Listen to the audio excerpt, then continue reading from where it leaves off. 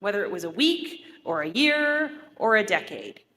Sometimes God asks us to wait. Abraham and Sarah were told that they would have an heir, a son, and they waited years at a very old age for what seemed to be the impossible.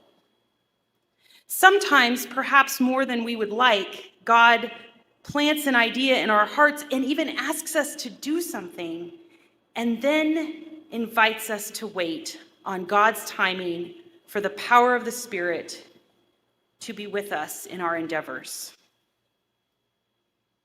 Waiting or pausing when we want to go is hard, but it can be an important spiritual practice for us.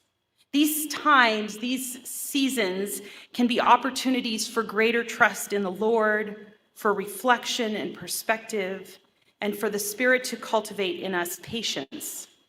Reminders that we are not in charge here, as ready as we may feel or be.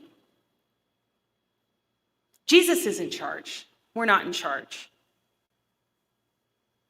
I feel like I need to hear that on repeat several times a day. Alyssa, you're not in charge. Jesus is in charge.